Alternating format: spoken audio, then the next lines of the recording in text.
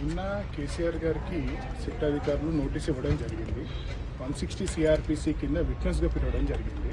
దానికి కేసీఆర్ గారు రిప్లై ఇచ్చారు. వారు మున్సిపల్ ఎన్నికలలో బిజీగా ఉన్నారు, బీఫామ్స్ ఇవ్వాలి తన క్యాండిడేట్స్కి, అండ్ తను ఎర్రవల్లిలో నివసిస్తున్నారు కాబట్టి అక్కడికే ఫ్యూచర్లో నోటీసులు అన్నీ ఇవ్వాలి, అండ్ పోలీసులు ఒకవేళ విచారించాలంటే అక్కడికి రావాలి, అక్కడికి వచ్చి ఎగ్జామినేషన్ చేయాలని చెప్పడం జరిగింది. అంటే హైదరాబాద్ జ్యూరిస్డిక్షన్లో ఎంక్వైరీ చేసి అంటే విచారించే అవకాశం ఉండదా ఇందులో? అండ్ అబోవ్ 60 years వాళ్ళకి సుప్రీంకోర్టు కొన్ని గైడ్లైన్స్ ఇవ్వడం జరిగింది, వాళ్ళ ఫిజిబిలిటీకి అనుగుణంగా మీరు ఎంక్వైరీ చేయాలి. పోలీసుల వల్ల నోటీసులు కూడా ఇచ్చారు ఈ అంశాలు.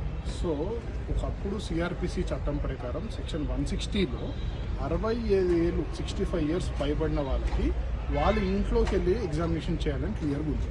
సో ఇప్పుడు దానికి పారామెటీరియా ప్రొవిజన్ 179 ఆఫ్ బిఎన్ఎస్ఎస్ అదేం చెప్తుందంటే 179 60 yearsకి రెడ్యూస్ చేశారు, 65 years నుంచి. వారు ఎక్కడైతే నివసిస్తారో అక్కడికి వెళ్ళి ఎగ్జామినేషన్ చేయాలి అని చెప్పడం జరిగింది. సో కేసీఆర్ గారు ఎర్రవల్లిలో నివసిస్తున్నారు కాబట్టి వాళ్ళు ఒకవేళ ఎగ్జామినేషన్ చేయాలంటే ఎర్రవల్లికి వెళ్ళి ఎగ్జామినేషన్ చేయాలి. వారిని హైదరాబాద్ లిమిట్స్లోకి రమ్మనడం అది సిఆర్పిసికే కాంట్రరీ, అలా పిలవడానికి వీల్లేదు. అంటే నోటీసులు ఇప్పుడు సెకండ్ టైం కూడా ఇస్తారు అంటున్నారు. సో ఇట్లా కంటిన్యూస్గా నోటీసులు సర్వ్ చేయొచ్చు? I'm once again making clear, SIT కేసులో కేసీఆర్ గారికి నోటీసులు పోలీసు వాళ్ళు ఇవ్వలేరు. దానికి ఒక చట్టబద్ధమైన నిబంధన ఉంది, ఆ నిబంధన ప్రకారం నోటీసులు ఇవ్వాలి.